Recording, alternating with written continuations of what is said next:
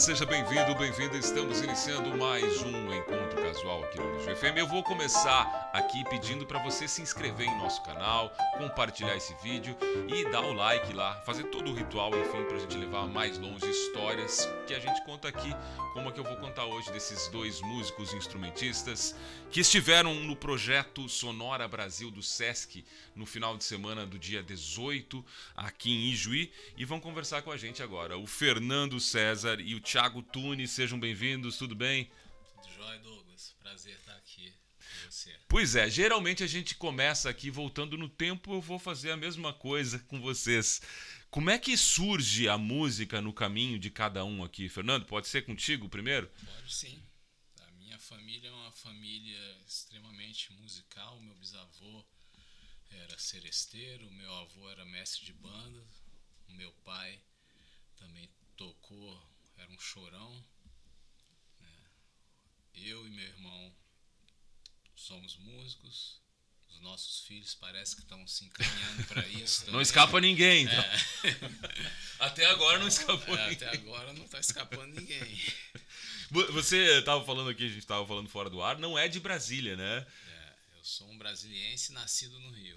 E foi pequeno ainda para Brasília? Cheguei lá com 6 anos de idade, novinho ainda. Novinho. Né? Fui criado lá.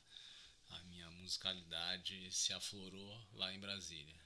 E de certa forma o choro já veio com você, né? Porque pela ancestralidade musical que tem. Sim. Acho que tem assim, o choro é a raiz da nossa música popular, né? Então, assim, ela está sempre dentro de cada um brasileiro. É verdade. Thiago, e a tua história também? Nascido em Brasília. Nascido em Brasília. E, tudo certo, Douglas. Prazer estar aqui. Tudo certo. Cara, a música, como é que surgiu no teu caminho também? Desde cedo, assim, que nem Fernando? Desde cedo também, igual o César. A minha família também tem alguns músicos na família. Meu pai é músico, minha mãe tocou flauta transversal por muitos anos. Meu avô também era violonista, gostava muito de bossa nova, de choro também. E assim, eu me encantei pela música desde criança, assim. Minha mãe sempre incentivou muito essa coisa de arte em casa. E, então eu tinha acesso a instrumentos em casa. Meu pai também ele guitarrista, então eu comecei na verdade tocando guitarra quando era molequinho, assim, mas eu acho que era muito grande a guitarra, era um pouco difícil de tocar. E aí, assim, minha mãe sempre gostou muito de música, então ela me levava nas rodas de choro de Brasília, assim, na noite e tal, pra eu conhecer, e eu me encantei pelo bandolim numa dessas noites. E aí começou a minha história de amor. Isso com que idade ainda? Tinha 7 anos. 7 anos? Molequinho, tu falou, eu fiquei pensando, pra guitarra ser grande, devia ser por essa idade mesmo, 7 anos. Exatamente. Aí o bandolim deu certo, que é pequenininho. Só que eu cresci e ele não. Mas tá tudo certo. O quanto crescer em Brasília, né, é um universo muito grande, diversidade cultural, né? Tanto que o berço do rock nacional tá lá também, com bandas lá dos anos 80 saindo. Influenciou no jeito que vocês, no caminho que vocês seguiram dentro da música? Sim, o Brasília, ela tem, como você falou, a onda do rock, né? E eu acho que o choro de Brasília herdou do rock a ousadia. Então o medo, não tem medo de errar, de experimentar, né? De trazer novas coisas. Então acho que isso foi uma ligação, né, do rock com o choro. O choro, né, do século XXI, né? É, verdade. O choro do século XXI. O choro contemporâneo, né? Não, mas Brasília tem essa fusão mesmo, é uma música miscigenada que a gente tem lá, justamente por isso, porque pessoas que chegam de vários lugares do país, né? Então rola mesmo essa mistura, e eu acho que o choro, principalmente lá, que é muito forte, né, em Brasília, tem traços de várias culturas diferentes, vários estilos, né, diferentes. Eu queria que vocês falassem da transformação, essa transformação, vocês fizeram a referência no choro do século XXI, né? Sim.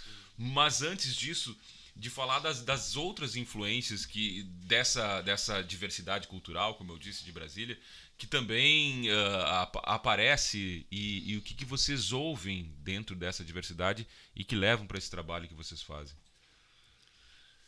Na verdade, Brasília é uma cidade muito nova, né? 64 anos, né? A cultura ela está em grande transformação, né? Se formando, transformando o tempo inteiro. E Brasília já nasceu grande, né? Essa é uma coisa muito diferente de todas as outras, né? Então a contribuição, né, de cada pessoa que está lá de diversas regiões diferentes é super importante e ajuda mais, né, a estar nesse caldeirão aí e a gente começar a misturar, porque a música, assim, na minha opinião, ela é transformação. É o que o músico ouve, né? Ele pega alguma coisa daquilo ali, do rock, alguma coisa da música clássica, né? Mistura no caldeirão dele, né? E joga para a música que ele faz. Eu acho que isso é o grande lance da música, né? Se todos os músicos pegam isso, a música dele vai ficar diferente da do outro e isso que é interessante, né? Processo particular, assim, mas tem isso mesmo. Ser aberto para receber o que vem de diferentes lugares e transformar isso numa coisa original, né? Isso. Eu acho que Brasília tem bastante essa veia, né, de antropofágica, vamos dizer assim, bem aberta, bem receptiva com tudo que pode chegar, assim. Agora, a gente falou desses encontros, como é que aconteceu o encontro de vocês, né? Então, foi através das rodas de choro, né? Contextos mais informais. Eu comecei a tocar criança, como eu falei, e comecei a aparecer nas rodas de choro da cidade, e assim eu conheci o César. Na verdade, eu conheci o César foi na escola de choro, né, César? No Clube do Choro, não foi? Pode ser. Eu acho que foi. Não lembro. Lá em Brasília tem a escola de choro Rafael Rabelo. Se você diz, né? É porque tem tanto tempo. Eu conheci o César nessa época, quando eu tinha 7 anos. Isso deve ter uns 20. Então, tem uns 20 anos. E, se não me engano, foi na escola de choro Rafael Rabelo, lá em Brasília, porque eu tava começando a tocar e eu queria fazer aula. E eu lembro que na época eu não podia fazer aula. Tinha um lance assim. E aí o César abriu caminhos lá para começar a estudar lá e tudo. E assim, na verdade, começou aí essa parceria. Tinha uma idade mínima, realmente. Tinha uma idade mínima, aí o César, não, bota ele que ele quer mesmo tocar e tal, vai dar certo. E eu era coordenador na escola. Eu falei, não, tem que acolher. Esse aí acolher. Leva fé. E aí depois virou uma parceria mais pra fora da escola. Aí o César começou a me convidar, bicho, pô, tá tocando, eu fui crescendo, né, estudando mais, aparece na roda, e começou a me chamar de verdade para fazer parte de alguns projetos, de tocar nas rodas de choro que ele chefiava, assim. E aí foi criando esse vínculo, assim, afetivo, musical, profissional também. E aí, assim, a primeira coisa que a gente fez junto como um trabalho foi o meu primeiro disco. Eu tinha 17, eu convidei o César para tocar e fazer a direção musical. Então, e aí a gente fez alguns shows com esse disco. E posteriormente eu entrei no regional dele e viajamos também para alguns lugares, fizemos alguns shows. E além disso a gente sempre se encontrando, né, César, informalmente assim, em roda de choro, em casa, para fazer um som, trocando ideias de... Rolou uma química musical. Sim. E é isso. E aí vem a ideia do Sonora Brasil, do projeto. Como é que chega nessa ideia? A gente recebeu o convite do SESC, lá do Distrito Federal. Né? A ideia deles, o mote desse Sonora Brasil 2024-2025 é Encontros, Tempos e Territórios. Então acho que deu exatamente certo, né? Somos nós, né? Vocês são a síntese da tema. O que é isso, né? Encontros, né? Estamos sempre, né, nesses encontros, né, musicais. O tempo, né? Eu tenho o dobro da idade dele. É um encontro de gerações também, né? Encontro de gerações. né? E representando o nosso repertório, que está nesse projeto sonoro musical, é um retrato, né, do choro do Distrito Federal. Então, são músicas de pessoas que viveram, vivem, né, ou nasceram lá. Então, tem música do pessoal das antigas, que não estão mais aqui, né, e música da rapaziada nova, da moçada nova aí, que está assim, em efervescência. Pois é, vamos falar um pouco do choro para a gente finalizar esse primeiro bloco aqui, que é um gênero brasileiro, por assim dizer, né? Mas que ele tem esses sotaques. A gente entrevistou aqui também no mesmo programa um pessoal de Pelotas que tem o Clube do Choro lá, e eles falavam dessas diferenças, mas que ao mesmo tempo tem essa originalidade, né, do Brasil, mesmo em diferentes lugares. Por que o choro consegue ser assim diferente e ao mesmo tempo manter uma originalidade, passado tanto tempo ainda da sua criação? O choro, por 4 décadas, era música que era tocada nas rádios do Brasil. Por 4 décadas, as rádios mantinham regionais de choro, para fazer o som ao vivo, acompanhar cantoras, cantores, instrumentistas, calouros. Então, esse foi o som. E da rádio, né, esse som saía para as gravações, né, fonográficas. O chorão tem uma característica muito forte, né, que é aquela coisa do bom ouvido, né, de desenrolar a música logo. Então, para as rádios era interessante, né, ter um conjunto de choro, porque a orquestra era muito dispendiosa financeiramente e teria que ter ensaio, muita coisa, e o regional resolvia ali. O cantor chegava, às vezes até sem ensaio, já atacava e estava tudo certo. Então, esse som, né, foi se propagando, né, por muito tempo, né? Então, o som que a Carmen Miranda levou para os Estados Unidos era um regional. Então, tudo, o Nelson Gonçalves, né, o Orlando Silva, a Dircinha e Linda Batista, Elisete Cardoso, né, e isso foi indo. Então, eu acho que isso aí ajudou, né, a enraizar mesmo o choro. E aí cada parte lá pega o seu jeito de fazer aquilo, mas com a mesma base. Sim, né? Cada estado vai, sim, é como Sotaque, a música é como um sotaque, né? O sotaque mesmo, o falar, né? Cada lugar tem a maneira de se expressar.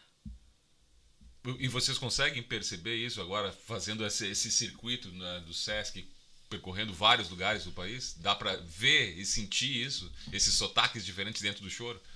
Assim, a gente ainda não teve oportunidade de encontrar com os músicos de choro de cada lugar, assim, porque a gente tá numa bem frenética, uma turnê bem frenética, mas não dá tempo. Mas a gente já conhece bastante de ver as pessoas, assim, o César mais do que eu conhece muita gente pessoalmente, assim, eu conheço mais a galera de ver da internet, assim, é bem perceptível mesmo, o repertório é diferente, a maneira de tocar, de pensar algumas coisas cada lugar realmente tem a sua cara, assim. Até eu vou pedir socorro aqui, talvez o Fernando ou o César, como o Thiago chama, possa me ajudar. O pessoal de Pelotas, eles fazem uma homenagem a um lugar no Rio de Janeiro que é muito famoso pelo choro. É um bar, um lugar onde se encontra pro choro. Sovaco de Cobra. Sovaco de Cobra. É isso, agora me veio. Era um bar que tinha na Penha, né, na década de 70. Onde os grandes chorões iam para lá se encontrar, Abel Ferreira, Joel Nascimento, Rafael Rabelo. E assim, eu não tive, eu era bem criança, não tive a oportunidade de conhecer, mas assim, é sensacional, assim, as histórias que contam de lá, os chorões que passavam por lá, impressionante. No Rio de Janeiro eu vivi por alguns anos, né? Quando eu estava lá de férias, né? Início do ano, sempre tinha uma roda muito tradicional. Era na casa de um arquiteto, Alfredo Brito, lá em Santa Teresa. Então, assim, pelos relatos que eu tinha do sovaco de cobra, era mais ou menos muito parecido, né? Porque os grandes chorões estavam ali, né? Foi roda com Paulo Sérgio Santos, com Paulo Moura, com Joel Nascimento, tanto de gente assim, já mais antigo no choro, assim. Então era assim, uma roda muito bacana também que acontecia e que eu pude viver um pouco. A do sovaco não, mas tem o Abel Ferreira, tem até um choro que chama o chorinho do sovaco de cobra. Exatamente. Gente, chegou a hora de anunciar as 2 primeiras músicas aqui do programa. Vamos lá? O que vocês vão escolher? Uma para cada um, já que tem 2 convidados? Pode ser. Escolhe aí, César, a primeira. Vamos fazer... O Thiago falou que tocou no meu regional por um período, então a gente vai pegar uma música que a gente gravou para os 100 anos do Rossini Ferreira, que era um bandolinista e compositor pernambucano, que é a terra, né, conterrâneos da minha família. Vamos pegar o Caindo no Choro. Caindo no Choro. Rossini Ferreira. Muito bem, é a primeira. E depois, na sequência, Thiago? Eu vou escolher uma música minha, que a gente gravou nesse meu primeiro disco, que o César gravou também, que é o Choro do Tartaruga, que é uma música que eu fiz em homenagem a um espaço, a uma lanchonete que virou um bar e restaurante em Brasília, que abrigou uma roda de choro importantíssima para a cidade. Infelizmente, esse lugar fechou, mas aí eu fiz uma música para guardar para sempre as lembranças. Eternizar esse lugar. Eternizar, exatamente. O Choro do Tartaruga. Muito bem, são as 2 primeiras dos nossos convidados aqui, o Fernando César e o Thiago Tunis, esses instrumentistas que estiveram aqui no Sesc de Juí, fazendo o espetáculo dentro do Sonora Brasil. A gente vai ouvir as 2 primeiras, depois voltamos com mais Encontro Casual aqui na Unijuí FM.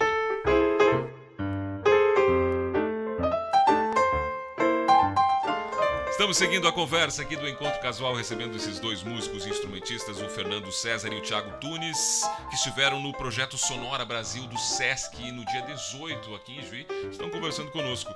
Gente, vamos falar dessa transformação que vocês disseram, né? O choro tem quantos anos já? É um senhorzinho já também, né? Já. É difícil precisar, né? Mas vamos dizer que uns 150, 160. Sim, isso se a gente for pegar dados, porque é muito difícil, né? Porque essa transformação, para se ter uma data específica, né? Eu acho que o padrão usado foi quando se teve o primeiro choro, né? Se padronizou. O Flor Amorosa do Joaquim Calado foi o primeiro choro. É um marco ali, né? né? Marco. Então, a partir disso, mas acho que tem muita coisa antes. Antes, né? Nada surge do nada também, né? Nada surge do nada, exatamente. E como é que envelheceu o choro, na opinião de vocês? Esse choro lá, desse marco até hoje, envelheceu bem? Ele cresceu, evoluindo, amadurecendo, né? Com Pixinguinha mostrando o caminho. Que é o grande gênio, na opinião de vocês? É o grande gênio, eu acho que sim. O maior compositor, assim, instrumentista, um gênio mesmo, assim. E eu acho que o choro ele sempre teve uma característica de ser moderno, sempre foi moderno. O Pixinguinha era muito moderno na época dele. Então sempre teve essa coisa, essa busca por uma coisa, me faltou a palavra, mas refinada e atual, sabe? Atenta às coisas ao redor também. Então o choro desde sempre teve essa influência externa. O Pixinguinha mesmo tem muita referência de outras coisas na música dele, assim. E eu acho que isso ajuda um gênero a envelhecer bem, porque se a gente mantiver essa mentalidade, né, ele vai estar sempre renovado, assim, sempre fresco, né? Então eu acho que isso é um grande lance do choro, que é bem legal, assim. Num determinado período, sim, algumas pessoas com a boa intenção, mas com a visão um pouco equivocada, pretendiam manter aquela tradição, né, do choro, o que é choro, o que não é choro. E isso aí, depois do falecimento do Jacó do Bandolim, que era um grande protetor do choro, né, o grande instrumentista, o cara que ditava regras. Eu acho que a partir desse momento, sem ele, né, as coisas começaram a declinar. Um pouco antes da morte dele, né, mas sem ele as coisas começaram a declinar por um curto período. Mas aí depois vieram jovens que deram, né, um upzinho e as coisas começaram a mudar. Então acho que a partir da segunda metade da década de 70 ali, no início dos 80, começou a mudar assim, essa relação entre as pessoas do meio, né, os chorões. Acho que uma liberdade a mais, e que com o passar do tempo veio, né, com essa liberdade, né, o poder da transformação, mexer e ajudar, né, agora no século XXI, o choro já de uma maneira choro diferente. moderno, digamos assim. Não sei se moderno, um choro contemporâneo, contemporâneo, transformado, atual. Como tudo, né? Afinal de contas, né? Se ficar preso no tempo, não é. Agora, vocês acham que o Thiago usou uma palavra refinado, que eu acho que é isso mesmo. Ele era refinado e popular, o choro, né? Sim.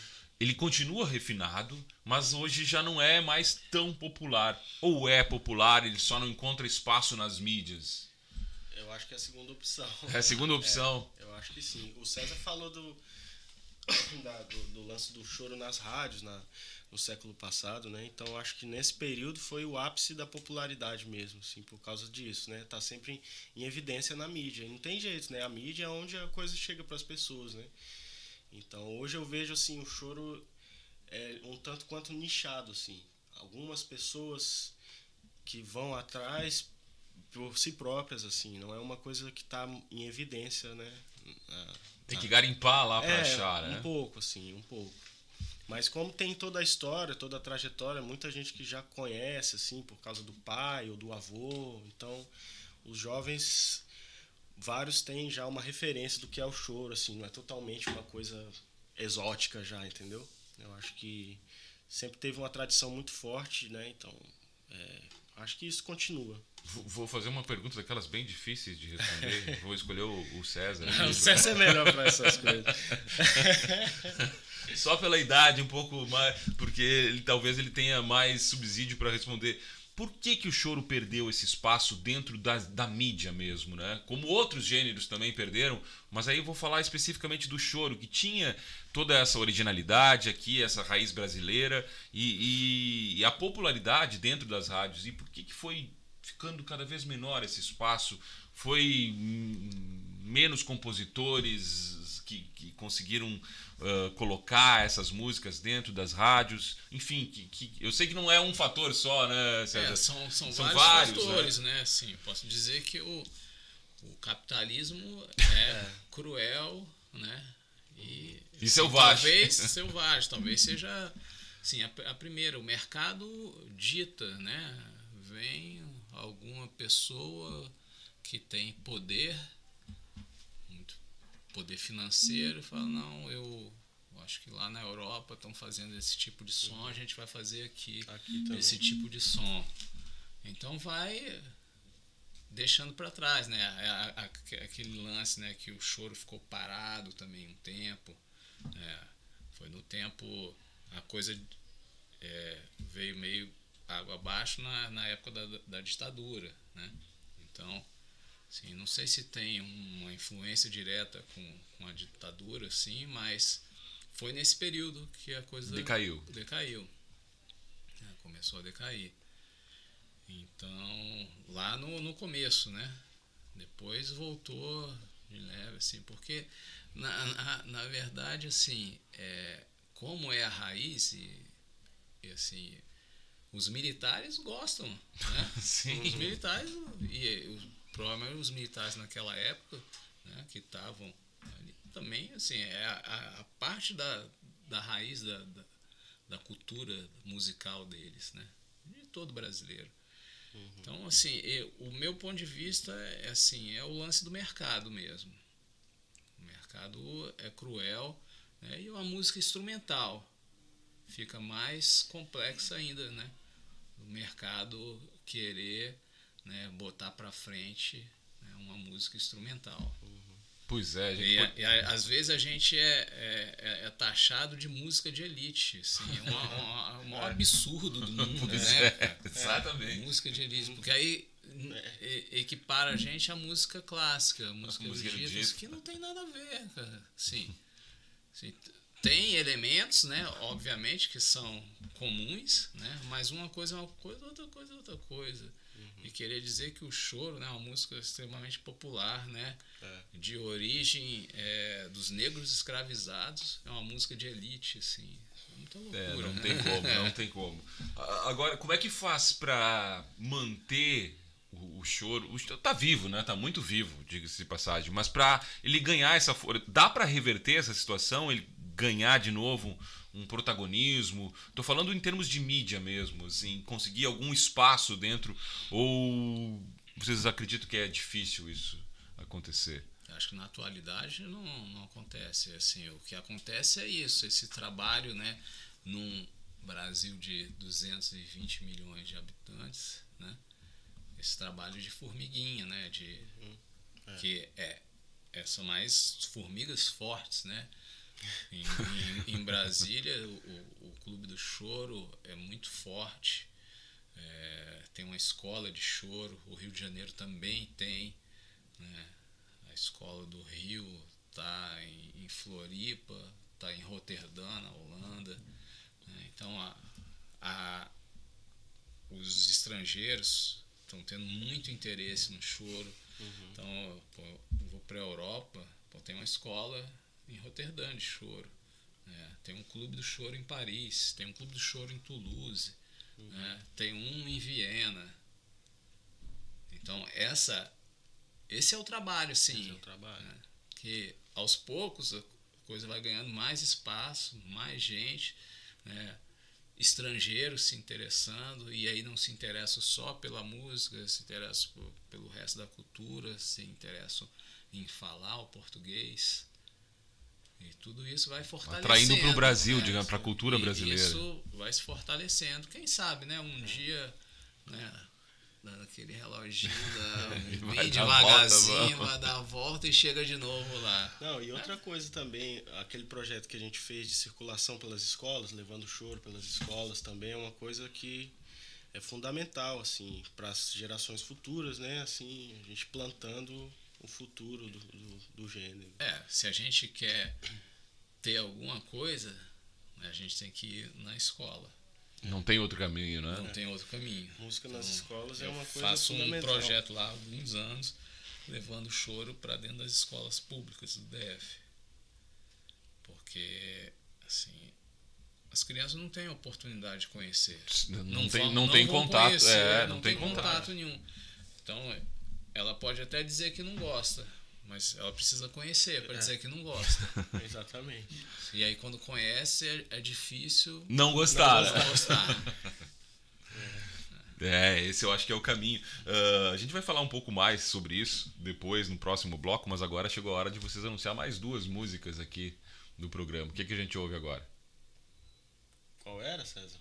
Vamos ouvir o Generoso, que é um choro do Thiago e do Vinícius Magalhães, também um violonista que viveu lá em Brasília, é carioca, morou em Brasília, agora voltou para o Rio, parceiro. Meu parceiro, Thiago, eles fizeram essa música e dedicaram a mim. Olha só, que legal. A gente tem uma história muito apreço e carinho pelo César, uma figura importantíssima do choro de Brasília, da música, do choro do Brasil também. Aí a gente dedicou Generoso pro César. E além dessa, vamos ouvir também uma música minha que ganhou um festival da rádio lá em Brasília. Aliás, pois eu ia dizer, teve prêmio aí, né, nesse teu trabalho, né? Sim, sim. É um EP que eu lancei em 2019 com a galera lá de Brasília. E a gente botou no Festival da Rádio Nacional e ficamos felizes com a surpresa de ganhar. Pois é, qual o sentimento de ganhar um prêmio da Rádio Nacional, que Não, é também entre as rádios aqui, não posso dizer que Não, foi maravilhoso demais, uma alegria imensa, assim. Na verdade, esse festival da rádio é muito legal, porque só de participar já é massa, porque a música fica tocando pela rádio por vários meses, assim, né? Todo dia toca, então é muito legal, assim. Você acaba chegando em pessoas que talvez não chegasse se não fosse esse festival. Então, só de participar já foi muito bom. E ter ganhado, então, foi uma alegria imensa. E vamos ver, então? Estação do Choro. Estação do Choro. São as duas músicas dos nossos convidados, o Fernando César e o Thiago Tunes aqui, instrumentistas que estiveram no Sesc pelo projeto Sonora Brasil. Vamos ouvir e depois a gente volta com o bloco final do programa.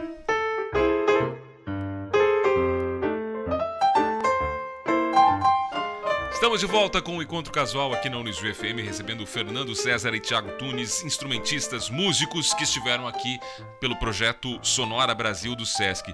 Gente, vamos falar um pouco do futuro do choro. Passa pela educação, como vocês dizem, criar mais escolas e continua o choro, apesar de ser nichado, disseminado pelo país, na opinião de vocês? E aí estou falando muito do Sonora Brasil, que faz esse trabalho também, né? E vocês conseguem também perceber como é que o gênero está chegando nos mais diferentes cantos do Brasil.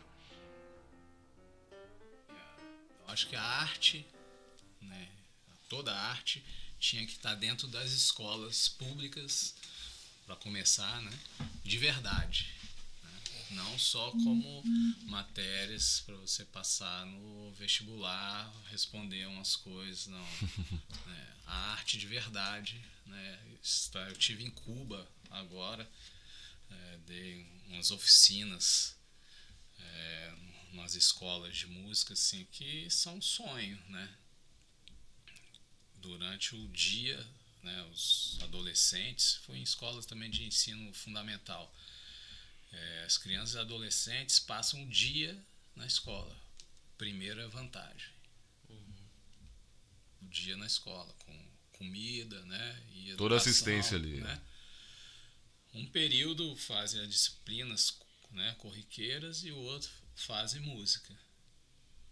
Então, Cuba tem essa tradição, né, de grandes músicos, porque eles investem nisso, né? Israel também, eu já tive em Tel Aviv e também uma escola assim também faz isso, né? Então, em Caracas eu tive também agora esse ano, e também tem um trabalho muito forte com orquestras lá, né? Então tem aula até na floresta amazônica. Para comunidades lá, tem orquestra lá dentro da floresta. Então isso é investimento do Estado, né? O Estado perceber que a cultura é o seu maior patrimônio e que precisa investir nisso. Investir nisso é dar acessibilidade à cultura de verdade, né? Desde da formação das crianças, né? na idade escolar. E na opinião de vocês, tá acontecendo isso? Ou seja, o olhar do Estado está um pouco diferente para essa questão da cultura ser fundamental mesmo? Vou usar talvez um termo forte aqui, salvar jovens, às vezes, de um lugar que não é legal deles estarem através da cultura. Está acontecendo, na opinião de vocês? Sempre foi deixado de lado isso, né? Mas no governo anterior ao atual, criou-se uma antipatia pela cultura, né?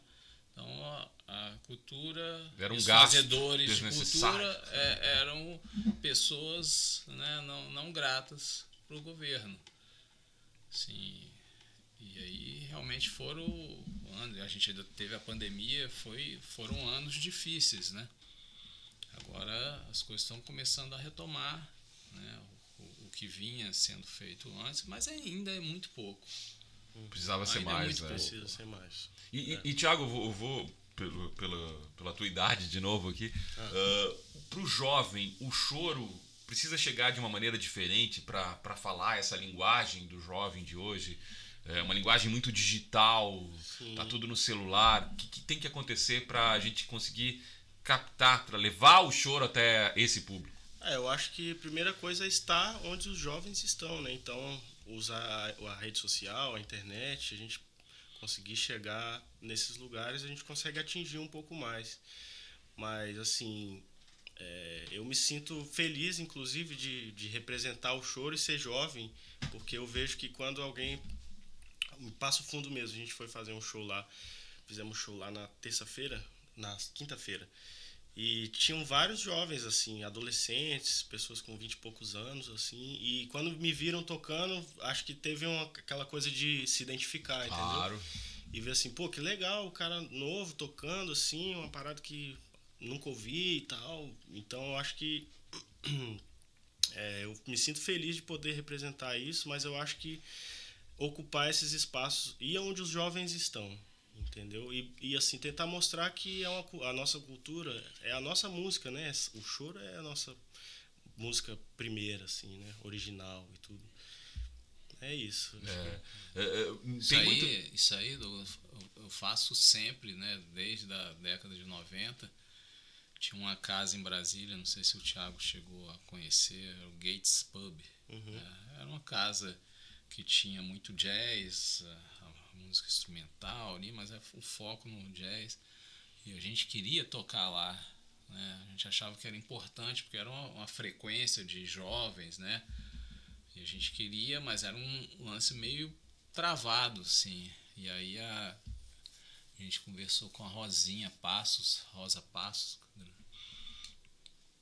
e ela abriu essas portas conseguiu. lá, porque todo músico que tocava lá era a galera que tocava na banda dela, o pessoal. Era a Rosa Passos ali. Então ela abriu essas portas lá pra gente, e foi sensacional. Uhum. As coisas começaram a mudar, né? Os jovens começaram a frequentar os shows, aí veio aquela coisa que dá tudo certo, né? Foi um período que o Clube do Choro também começou a crescer muito, e aí com patrocínio, né, do Estado, o Estado bancando, né?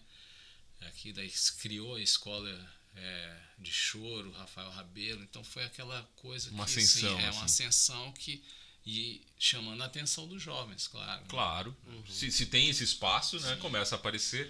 E vocês têm muitos relatos desses que o Thiago tocou antes, do tipo, o primeiro contato através do trabalho de vocês no Sonora Brasil, a importância que tem isso, né, de muitas pessoas terem ali o primeiro contato com o choro. Uhum. Aconteceu muito desse tipo de relato? No Sonora Ainda agora não. mas durante a vida sim, né? Várias vezes, né, Fred? Várias vezes. E até o lance das escolas que a gente fez com o regional teve, assim, coisas fantásticas. A criança, tipo assim, sei lá, uns 10 anos, nunca tinha ouvido choro e já ficou animado e já foi pedir pro pai um violão, sabe, assim, né? A gente teve histórias assim que são muito legais, então a gente vê que realmente esse trabalho faz diferença, né? E a importância do Sonora Brasil? Um projeto desse tamanho, levando o choro pelo Brasil inteiro, da forma... E para vocês também, né? Como músicos, instrumentistas. Nós estamos levando choro, né? Mas tem outros artistas que estão no Sonora que estão levando outras manifestações culturais, né? Dos seus estados, assim. Eu acho que isso é bom, né? Demais, né? Para a cultura do país, né? Você poder levar, né? Imagina, eu não sei se tem alguém do Sul que vai fazer isso, né? Mas imagina a galera do Sul levar um tipo de música, né? Ou o jeito de tocar, né? Para outras regiões do país, né? Se vão levar, se é um grupo de música nativista, não sei, o que seja, né? Isso levar para outras regiões, acho que isso é muito importante para que as pessoas vejam e conheçam, né? Porque hoje ninguém conhece. A gente está um pouco mais, nós somos músicos, estamos mais antenados nisso, né? Sim. Mas será que alguém lá no norte conhece a música nativista? Provavelmente não. E as pessoas, né, daqui conhecem a música que é feita lá, a guitarrada, por exemplo? Pois é. Projetos como esse ajudam a conectar mais o Brasil, né? Que é muito grande. É bem difícil mesmo, naturalmente, pela natureza geográfica da coisa, né? Assim, então é uma alegria imensa, tá? Podendo representar o DF, viajando pelo Brasil, é um privilégio. E para vocês, o Sul é a primeira vez que visitam? E qual a impressão aqui desse canto do país? Para mim é a primeira vez e eu tô adorando. Poxa, as cidades são lindas, a gente está conhecendo muitas pessoas muito gentis, muito legais, sendo muito bem tratado. Eu tô achando ótimo. Eu já estive aqui em Porto Alegre outras vezes, né, toquei lá e já estive em Santa Catarina também, mas eu adoro aqui. Que legal, gente, legal. Vamos fazer o quadro existencial aqui pra gente finalizar o programa? Vamos lá. Bora. Vamos lá, então começando, qual é o maior sonho atual do Fernando César? Difícil, né? viver com saúde para que eu possa fazer a minha música, que eu possa levar para as pessoas, que eu possa continuar ajudando as pessoas que eu ajudo a tocar um instrumento, ou conhecer um pouco mais da música, porque profissionalmente assim eu sou realizado, porque tenho muitos alunos, eu ajudei muita gente, né, a tocar, a mudar a vida, né, porque a música transforma a vida. A música né? transforma, exatamente. Tiago, Ó, o maior sonho atual do Tiago? o mesmo do César, poder ter saúde, continuar com saúde para levar a música para tudo quanto é lugar desse mundo, no Brasil. E é isso que a gente falou, a música transformou a minha vida e eu espero poder, se eu conseguir, transformar a vida de muitas pessoas por aí. A coisa mais bonita que o Fernando César já viveu? É o nascimento dos filhos. Nada se compara a isso. Tiago, Não sei dizer, muito difícil. Eu não disse que era fácil. Ah, não sei. Não sei. Complicado. Eu não tenho filho. César foi. Vamos pular essa então. Vamos. Vamos. A coisa mais triste que o Fernando César já viveu? Era um acidente do enteado do meu irmão.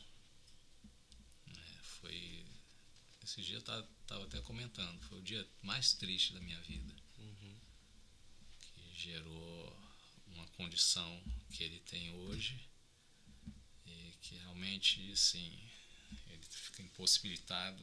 Um garoto que tinha um futuro, sim, grande e que acabou se interessando pela música, né? Mais ainda do que já era, e tinha decidido fazer o curso de música, se dedicar à música, e por conta do acidente não pôde. Não pôde mais. Tiago, a coisa mais triste que já O viveu? dia que eu soube que minha mãe estava com câncer, aí foi realmente difícil. Agora, graças a Deus, ela está bem, já superou já, então, mas acho que foi o dia mais triste mesmo. Fernando César, o que é a morte para o Fernando César? A única coisa certa da vida. A mesma coisa, uma transição. Uma transição. E para finalizar, o que é a vida para o Fernando César? É a música. A vida é uma maravilha. Legal, gente. Legal o papo, legal a conversa. Parabéns pelo trabalho. Eu acho que o Sonora Brasil leva diversos gêneros e é muito bom isso. Mas o choro, que a rádio aqui tem uma relação própria e que é tão importante, é tão brasileiro isso, ele precisa chegar em todos os cantos. Então, parabéns pelo trabalho de vocês, não só dentro do Sonora Brasil, mas fora, levando esse gênero que precisa ser retomado, ganhar mais força, mais espaço e percorrer aí as ondas sonoras do Brasil. Vamos terminar ouvindo vocês tocando aqui ao vivo, ao vivaço? Vamos lá, demais. Obrigado, Douglas. Prazer participar do programa. Valeu, a gente que agradece. Valeu, Douglas. Vamos tocar, Tiagão. A gente vai tocar uma música uma grande figura que morou lá em Brasília, que é o Alencar Sete Cordas. Fala um pouco dele aí, César. Vamos tocar o Imagem, um choro do Alencar Sete Cordas. O Alencar, um mestre do violão sete cordas, um cara que construiu uma história lá em Brasília, um cearense do Ipu, construiu uma história muito bonita, né, dentro da música, ajudou muita gente a tocar e era uma referência, né, como músico acompanhador, né, tinha aquela história que o Alencar acompanhava tudo. Né, e ao longo da vida ele acabou desenvolvendo uma teoria das árvores harmônicas que ajudam as pessoas, né, a ter uma outra compreensão da harmonia, né, e ajudam a esse trabalho, né, de tocar de ouvido, né, dar um embasamento teórico, né, para que as pessoas possam caminhar para isso, como ele foi, né, tocar tudo, acompanhar tudo. Vamos lá então? Vamos ouvir?